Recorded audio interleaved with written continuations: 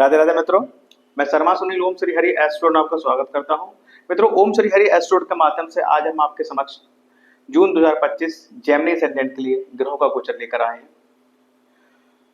जून 2025 का जो ट्रांजिट है प्लैनेट्स का, वो मिथुन लगन या मिथुन राशि वालों के लिए कैसा रहने वाला है, इस प्रकरण पर हम बात करेंगे। मित्रों, अपनी चर्चा प्रारंभ करने से पूर्व सबसे पहले हम जान लेते हैं कि जेमिनी वाले लोग कैसे होते हैं। मित्रों, आप और हम सब अवगत हैं कि जेमिनी यानी कि मिथुन लगन या मिथुन राशि, इसके जो ऑनर होते हैं वो बुधदेव जी होते हैं, मरकरी होते हैं। ऐसे लोग बिजनेस माइंडेड होते हैं, इनकी ऑब्जर्वेशन पावर बहुत कमाल की होती है और सबसे खास बात, ये बहुत बात करते हैं, वेरी टॉकेटिव पर्सन होते हैं। तो अगर हम जेमिनी को कहें एक लाइन में, एक सेंटेंस में कि Gemini is a very talkative person, तो ये गलत नहीं होगा। आइए मित्रों, बात करते हैं जून 2025 के गोचर की। तो मित्रों, बात करते हैं देखिए लग्नेश की। देखिए जेमिनी वालों के लिए जो है लग्नेश और चतुर्थेश, मतलब लगन का स्वामी और चतुर्भाव का स्वामी एक ही जो है प्लेनेट होता है, यानी कि बुधदेव जी होते हैं। और वो इस समय जो ट्रांजिट कर रहे हैं वो आपके 12th हाउस में है और यहाँ ये रहने वाले हैं, यानी कि वृषभ में जो बुधदेव जी रहने वाले हैं वो महीने के 5 दिन शुरू के रहेंगे, यानी कि 5 जून तक ये 12th हाउस में रहेंगे। जब तक ये 12th हाउस में रहेंगे सेहत थोड़ी नर्म रहेगी। इन दिनों 5 जून तक कोई मेजर डिसीजन आप ना लीजिएगा और कोई भी इंपॉर्टेंट डिसीजन हो उसको आप डिनाई करें। साथ ही देखिए यहाँ पर एक चीज और हो रही, चतुर्थ भाव का स्वामी होकर भी वहां बैठे हैं, तो कहीं ना कहीं प्रॉपर्टी पर, वाहन पर कुछ ना कुछ व्यय होने के चांसेस भी आप दिख रहे हैं 5 जून तक। इसके साथ जो बैठे हैं वो सूर्य बैठे हैं, यानी कि थर्ड हाउस के लॉर्ड बैठे हैं और कहीं ना कहीं थर्ड लॉर्ड का 12th हाउस में बैठना ये इंगित करता है। और लग्नेश भी साथ में विराजित हैं, कहीं ना कहीं छोटे भाई बहनों की जिम्मेदारियां के चलते उन पर कुछ व्यय होने के चांसेस भी हैं, क्योंकि सूर्य शुक्र की राशि में बैठे हुए हैं। तो ये जो जिम्मेदारियों का जो एक फॉर्म होगा, हो सकता है छोटे भाई बहनों की शादियां, मांगलिक कार्य हो, उसमें व्यय हो, या फिर कहीं कोई पार्टी वगैरह कर रहे हो, वहां व्यय होने के चांसेस भी रह सकते हैं। बात करते हैं आपकी लगन की। देखिए लगन में जुपिटर आया हुआ है। लगन का जुपिटर बहुत अच्छा, बहुत मायने रखता है, बहुत अच्छा एक वो देता है आपको। और ये जो जुपिटर है वो आपका 10th, देखिए 7th और 10th लॉर्ड, 7th और 10th लॉर्ड होकर ये आपके लगन में बैठे हैं। क्योंकि ये 10th लॉर्ड है और 10th लॉर्ड का लगन में बैठना कहीं ना कहीं आपके काम धंधे पर आपकी जिम्मेदारियां, आपकी अकाउंटेबिलिटी बढ़ाएगा। इसके साथ देखिए इस 7th लॉर्ड भी है, 7th लॉर्ड होकर आपके लगन में बैठे हैं, 7th लॉर्ड आपके स्पाउस का है, तो कहीं ना कहीं आपका सारा ध्यान मुख्य तौर पर अपने स्पाउस पर केंद्रित रहेगा। एक्चुअली क्या है कि आप बहुत टॉकेटिव पर्सन होते हैं और आपका स्पाउस बहुत स्पिरिचुअल पर्सन होता है। वो ईश्वर को, आध्यात्मिकता को बहुत अधिक मानता है, बहुत मतलब वो दिखाने के लिए नहीं होता, वो डीप स्पिरिचुअल होता है, डीप आध्यात्मिक होता है, वो अपने अंतर्मुखी होना चाहता है। इस तरीके का आपका जो है स्पाउस होता है। साथ ही साथ देखिए यहाँ पर एक चीज और बन रही है, सैटर्न जो है आपके 10th हाउस में, कहीं ना कहीं गुरु और सैटर्न का, यानी कि कर्मेश और जो है आपके भाग्येश का संबंध बन रहा है। तो ये जो योग है ये थोड़ा सा कहीं ना कहीं आपकी नौकरी में चेंजेस का जो है रास्ता बना रहा है। अगर आप जॉब परिवर्तन करने की सोच रहे हैं, चेंज करने की, तो वो काम होते हुए दिख रहा है, योग बना हुआ है। अन्यथा कहीं कोई नौकरी में ट्रांसफर, इस तरह की चीजें हो सकती है। इसके अलावा देखिए आपके 2nd हाउस में जो है मंगल देव विराजमान है। मंगल जो है आपके लिए 11th और आपके 6th लॉर्ड हैं, यानी कि मिथुन वालों के लिए मंगल कोई बहुत ज्यादा अच्छा ग्रह नहीं है। ये 6 और 11th लॉर्ड का स्वामी होकर आपके 3rd हाउस में नीच का होकर बैठा है, वीक होकर बैठा है। तो कहीं ना कहीं निश्चित तौर पे, क्योंकि एकादश है तो कोई वीक है, तो नेगेटिव रिजल्ट, तो अगर बात की जाए सेहत की दृष्टि से, तो एकादश भाव, जो एकादश होते हैं, 11th लॉर्ड होते हैं, वो आपको लाभ तो पहुंचाते हैं, फाइनेंशियली लाभ तो वो करेंगे, लेकिन आपको शारीरिक कष्ट भी देंगे और यहाँ पर वीक भी हैं। तो थोड़ा अपने स्वास्थ्य के प्रति थोड़ा सा आपको जो है ध्यान रखना होगा। साथ ही मंगल जो है, नीच के मंगल आपके 2nd हाउस में बैठे हैं, आपकी पाड़ी भाव में बैठे हैं, यानी कि आपके मुंह में बैठे हैं। तो कहीं ना कहीं इस पीरियड में आपको अपनी वाणी पे जो है संयम रखना पड़ेगा। वाणी को बहुत मतलब नाप तोल कर आपको बोलना पड़ेगा, कहीं ऐसा ना हो घर में या किसी थर्ड पर्सन से आप उलझ जाएं बिना किसी कारण, बिना किसी बात के, तो उसमें जो है दिक्कत, संघर्ष पैदा हो जाए, धन का व्यय हो, इस तरह की चीजें यहाँ रह सकती हैं। अब देखिए ये छठे भाव के स्वामी भी हैं, छठे भाव के स्वामी होकर सेकंड हाउस में बैठना, इसका मतलब धन की प्राप्ति अगर हो रही है, धन की मनी की शॉर्टेज अगर है, तो वो कहाँ से पूरी करेंगे? तो आप देखिए ऋण ले सकते हैं, इस तरह की चीजें से आप धन की आपूर्ति अपने कर सकते हैं। साथ ही साथ देखिए मैं टॉकेटिव जो ये टॉकेटिव पर्सन जो अपने होते हैं जेमिनी वाले, इनके जे छठे भाव में 8 नंबर राशि पड़ी होती है, यानी कि स्कॉर्पियो जोडिक साइन होता है। तो मैं सदैव इनसे ये कहता हूं कि आपके जो शत्रु होते हैं वो आप पे भारी पड़ते हैं। आप इतनी बात करते हैं, इतने फ्रेंड बनाते हैं, और उन्हीं फ्रेंड्स को कुछ बातें अभी खराब लग जाती हैं और 2-4 आपके शत्रु बन जाते हैं, और वो आपको जो है आप पर भारी पड़ते हैं और आपको परेशानी तथा कष्ट देते हैं।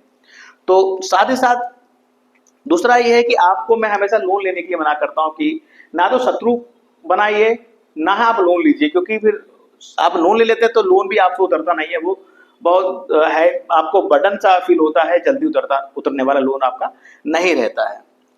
इसके बाद बात करते हैं, देखिए आपके थर्ड हाउस में केतु आया हुआ है और आपके भाग भाव में राहु है। भाग भाव का राहु आप कभी कभी अप्रत्याशित आपको भाग में वृद्धि कर देता है, तो कभी कभी जो है आपको स्पिरिचुअल चीजों से नेग्लेक्ट करता है कि अरे यार इस समय क्या रखा है, छोड़ो सबको, ऐसा करते हैं वैसा करते हैं। साथ ही केतु आपका थर्ड हाउस में है। केतु जो होता है देखो एक सीक्रेट होता है, एक हिडन होता है, तो कहीं ना कहीं ये पॉसिबिलिटी यहाँ बन रही है कि पड़ोस में कोई कोई ऐसा प्रेम संबंध आपका बन जाए, कोई ऐसा अफेयर बन जाए जो बाद में जाकर, तो केतु आए हुए हैं 1.5 साल तक पड़ोस में कोई प्रेम संबंध या अफेयर बनने के चांसेस यहाँ दिख रहे हैं।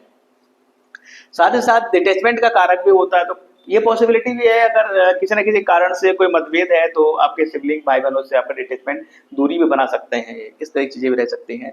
अब बात करते हैं आपके फोर्थ हाउस के। देखिए फोर्थ लॉर्ड आपके जो है, फोर्थ लॉर्ड मैंने बोल चुका हूँ आपके बुध देव मरकरी जो 12th हाउस में बैठे हैं, भूमि भवन वाहन पर खर्चा हो सकता है, इस तरह की चीजें हो सकती हैं। फिफ्थ, अब देखिए फिफ्थ हाउस, फिफ्थ लॉर्ड जो है आपके शुक्र हैं, अब वो बैठे हैं 11th हाउस में, तो ये पीरियड स्टूडेंट के लिए बहुत अच्छा रहने वाला है। 11th हाउस है, इसका मतलब स्टूडेंट अगर आप हैं, जुपिटर की पोजीशन भी अच्छी बनी हुई है, तो कम मेहनत में आपको बड़ी अचीवमेंट प्राप्त हो सकती है। कोई स्टूडेंट है तो शिक्षा के क्षेत्र में कोई ना कोई आपको मान सम्मान की प्राप्ति हो सकती है। बेबी प्लान की अगर सोच रहे हैं तो ये पीरियड अच्छा है आपके लिए। प्रेम संबंध, देखिए यहाँ पर एक स्थिति और, देखिए शुक्र 11th में है, जुपिटर आपका जो है वो आपके लगन में है, जो कनेक्ट कर रहा है आपके प्रेम भाव को और आपके सप्तम भाव को। तो कहीं ना कहीं अगर कोई प्रेम संबंध है तो और उसको विवाह के रूप में परिवर्तित करना चाहते हैं तो ये पॉसिबिलिटी भी यहाँ पर है। इसके अलावा आप बात करते हैं आपके सिक्स हाउस की। देखिए 6 लॉर्ड आपके बैठे हैं जो है आपके सेकंड हाउस में बैठे हैं, तो कहीं ना कहीं परिवार के लिए भी आप कुछ करना चाहते हैं, पैसे नहीं है तो लोन वगैरह ले सकते हैं, इस तरह की चीजें रह सकती हैं। नौकरी के भाव की अगर बात करें तो थोड़ा सा वीक दिख रहा है ये पीरियड। अब बात करते हैं आपके 7th हाउस की। देखिए 7th लॉर्ड आपके बैठे हैं लगन में, यानी कि जो ये पीरियड है वो पीरियड है कि आपका स्पाउस आपके सर चढ़ के बोलेगा, आप उसके प्रति बहुत केयरफुल रहेंगे, वो आपके प्रति बहुत केयरफुल रहेगा, यानी कि जो अगर मैरिड कपल है तो उनके लिए अच्छा पीरियड है ये, नो डाउट। शुक्र भी 11वें है। इसके अलावा अगर आप पार्टनरशिप बिजनेस करते हैं तो उसके लिए भी ये पीरियड ठीक है, कोई बुराई नहीं है उसमें, अच्छा पीरियड है। अब बात करते हैं आपके 8th हाउस की। 8th लॉर्ड आपके जो जन्मपत्रिका में जेमिनी वालों के लिए 8th और 9th लॉर्ड एक ही प्लेनेट होता है, तो 8th लॉर्ड होकर वो बैठे हैं आपके 10th हाउस में। तो कहीं ना कहीं काम धंधे में, हालांकि ये भाग भाव के स्वामी भी है तो उतना ज्यादा रिफ्लेक्ट नहीं करेंगे, लेकिन ना कि थोड़ी बहुत अकाउंटेबिलिटी तो बढ़ेगी और थोड़ी अड़चने दिख सकती हैं। लेकिन अगर आप का काम धंधा जो है वो 8th हाउस से रिलेटेड है, यानी कि आप सर्जरी इक्विपमेंट बनाते हैं, उद्योग धंधे हैं आपके, इंडस्ट्री है आपकी, इंश्योरेंस का काम है, तो इसमें आपको जो है अच्छा रिजल्ट यहाँ दिख रहा है। बात करते हैं नाइन्थ लॉर्ड के। देखिए भागेश बैठे हैं आपके कर्म भाव में। भागेश का कर्म भाव में बैठना एक शुभ योग होता है, यानी कि कर्म भाव में जो है भाग्य का पूरा आपको सहयोग और आपको साथ मिलेगा, जिससे आपकी तरक्की होगी। बात करते हैं आपके टेंथ लॉर्ड की। टेंथ लॉर्ड बैठे हैं आपके फर्स्ट हाउस में, लगन में। जिम्मेदारियां बढ़ेंगी वर्क प्लेस पर। शनि बैठे हैं, अकाउंटेबिलिटी बढ़ेगी, जवाबदेही बढ़ेगी। और जब तक शनि यहाँ विराजमान है, यानी कि 2.5 साल तक विराजमान रहने वाले हैं, और सेटन यहाँ 1/6/2027 तक रहेंगे, तब तक मैं आप सबसे यही कहूंगा कि अपने काम धंधे पर किसी प्रकार की कोई लापरवाही मत बरतिए, डिसिप्लिन में रहिए। अतः काम धंधे पर जो है आपके जो भी आपसे छोटे लोग हैं उनकी मदद कीजिए, उनको मान सम्मान दीजिए। तथा साथ ही साथ अगर जब जॉब पे जाएं तो किसी गरीब व्यक्ति को कोई फूड पैकेट वगैरह या इतना सामर्थ्य कुछ दान दक्षिणा देकर जाएं, तो ये आपके लिए बहुत बेनिफिशियल रहेगा।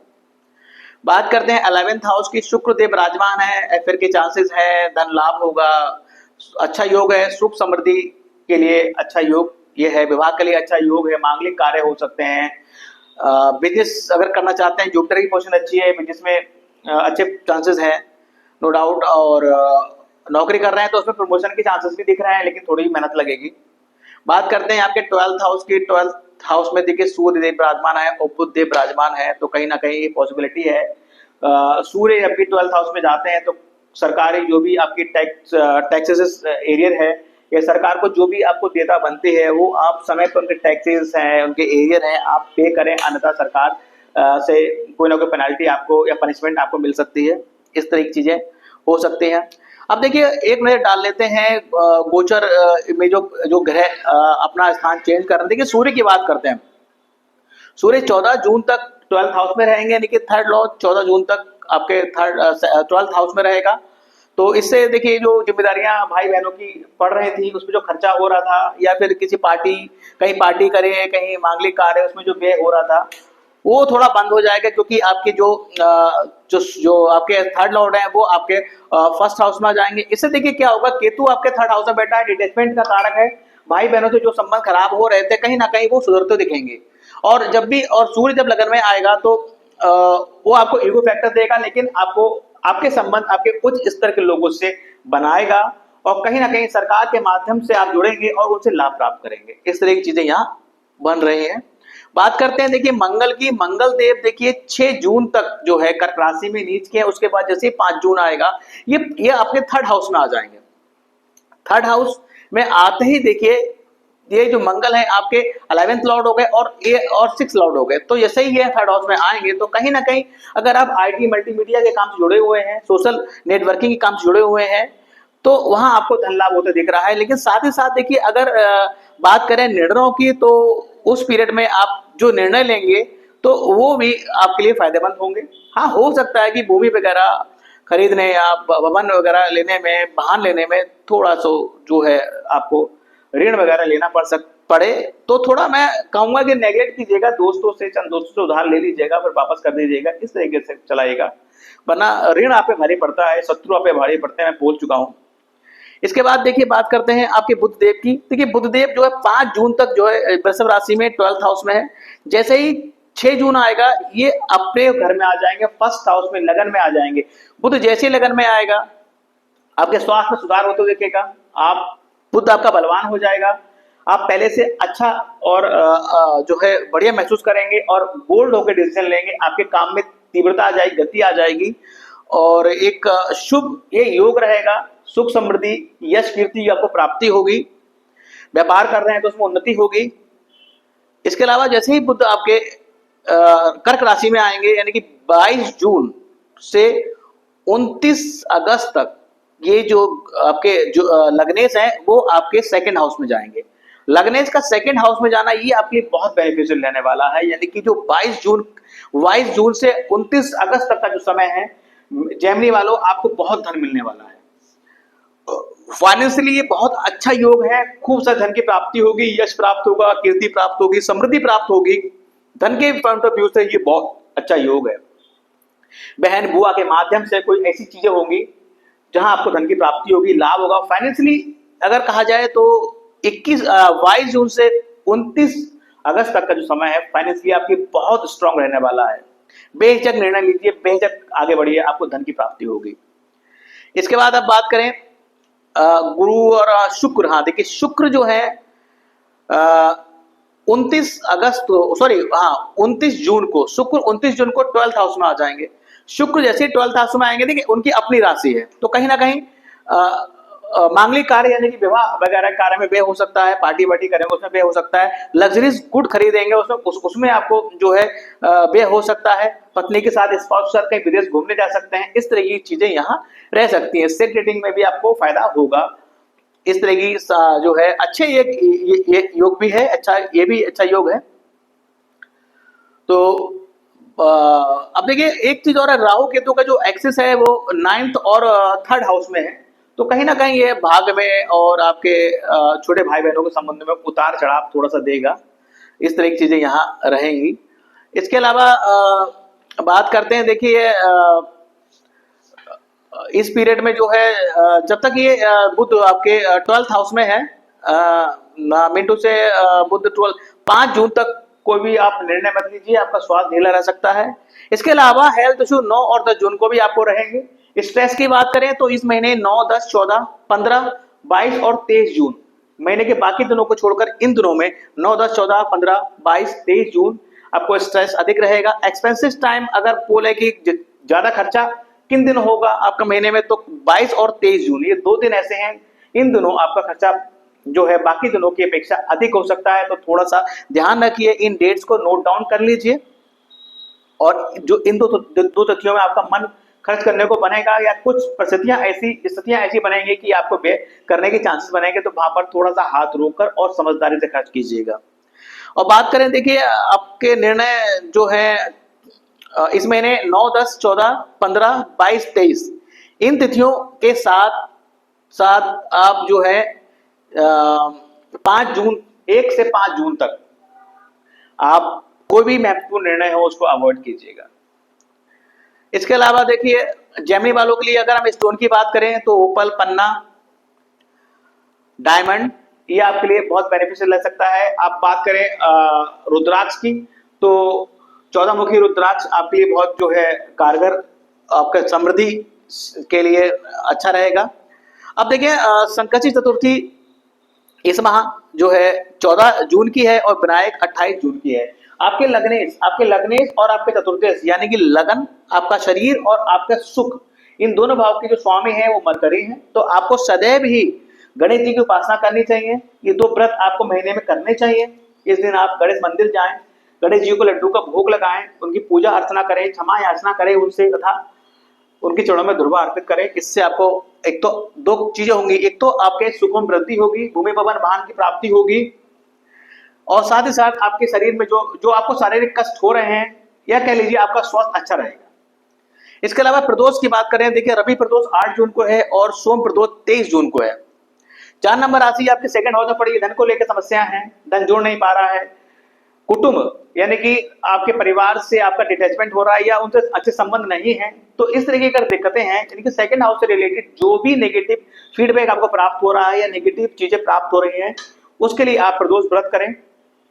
इस दिन आप शिवालय जाएं, शिव जी पर जलाभिषेक करें, और हो सके तो साल में एक बार रुद्राभिषेक अवश्य करें, ताकि सेकंड हाउस से रिलेटेड जो भी समस्याएं आपकी वो खत्म हो और आपको वहां से पॉजिटिव रिजल्ट मिलना प्रारंभ हो। अमावस्या इस महीने 25 जून की पड़ रही है। अब देखिए आपकी जन्म पत्रिका में अगर बर्थ का राहु अच्छा नहीं है, अच्छे आपको फल नहीं दे रहा है, तो आप इस दिन जो है आप श्री विष्णु सहस्त्रनाम का पाठ करिए। अगर पाठ करने में सक्षम नहीं है तो आप मोबाइल पे या टेप रिकॉर्डर पे उसको लगा के सुन सकते हैं सुबह में ब्रह्म मुहूर्त में। और उसके बाद आप कहीं अगर आसपास अगर कोई नहर हो जिसमें जल बह रहा हो, वहां पर आप नारियल प्रभावित कीजिए, और अगर नारियल प्रवाहित करने की व्यवस्था नहीं है तो यथाशक्ति मंदिर में आप उसको दान कर सकते हैं। साथ ही साथ अमावस्या में पितरों के निमित्त ब्राह्मणों को, भिक्षुकों को आप दान करें। कहते हैं कि पितरों के निमित्त जो भी दान करते हैं वो आपके जो खराब समय है उसमें अच्छा फल देते हैं, उसमें आपको बुरे समय से, बुरे लोगों से, बुरी छायों से बचाए रखते हैं। बुरे ग्रहों के 6, 8, 12 की दशा चल रही हो तो उसमें भी आपको जो है उसके नेगेटिव परिणामों में आप कमी करते हैं, तो ये सब जरूर कीजिए। अब बात करते हैं पूर्णिमा की। 11 जून को पूर्णिमा है।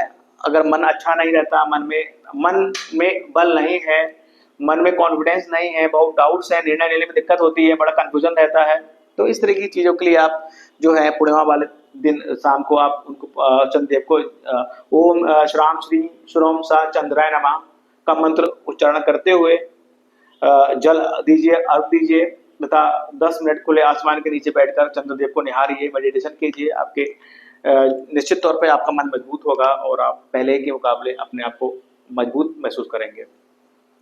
गज केसरी योग इस माह 4, 12, 19 और 25 जून को लग रहा है। 4 तिथियों को जून लग रहा है। देखिए, गज केसरी योग के बारे में सदैव आपको कहता हूँ कि एस्ट्रोलॉजी में ये पूर्ण रूप से प्रमाणित बात है कि जिन जातक और जातिकाओं की जन्म पत्रिका के अच्छे भावों में गज केसरी योग विद्यमान होता है, वे जातक और जातिकाएं बहुत थोड़ी सी मेहनत से जो है फर्श से अर्श पर पहुंच जाते हैं। और बात की जाए मनी इनफ्लो की, तो बाकी दिनों को छोड़कर इन 4 तिथियों पे आप देखिएगा तो आपके हाथ में मनी इनफ्लो या कैश इनफ्लो अधिक रहेगा। इसके अलावा देखिए, मैं स्टोन बता चुका आपको कि आप लोग ओपल है, पन्ना है और डायमंड तथा रुद्राक्ष की बात करें तो 14 मुखी रुद्राक्ष आप ले सकते हैं, धारण कर सकते हैं। लेकिन कोई भी स्टोन पहनने से पूर्व आप अपने जन्म पत्रिका के एक बार अच्छे एस्ट्रोलॉजर से उसका एनालाइजमेंट अवश्य करा लें। उसके उपरांत एडवाइस ऑन एस्ट्रोलॉजर आप कोई भी स्टोन धारण करें। तो मित्रों, एक छोटा सा प्रोडक्शन था ये जेमिनी एसेंडेंट के ऊपर। जून 2025 जेमिनी वालों के लिए कैसा रहेगा। ये वीडियो अगर पसंद आया तो उसको लाइक कीजिएगा, और जिन लोगों ने हमारा चैनल ओम श्री हरि एस्ट्रो सब्सक्राइब नहीं किया तो प्लीज सब्सक्राइब माय चैनल। साथ ही साथ मैं आपसे एक बात ये भी एक निवेदन ये भी करना चाहता हूँ कि जिन आपके संपर्क में जो लोग जेमिनी वाले हैं उनको ये वीडियो जरूर शेयर कीजिएगा, ताकि वो जाने माह जून 2025 के सितारे उनके लिए क्या लेकर आए हैं। इसके अलावा आप लोग का सपोर्ट और आप लोगों के आशीर्वाद के लिए बहुत बहुत धन्यवाद। अपना सपोर्ट और अपना आशीर्वाद हम पर सदैव यूँ बनाए रखिएगा, ताकि हम आपके निमित्त ये सेवा जारी रख सकें। So thank you very much. Radhe Radhe, जय माता दी।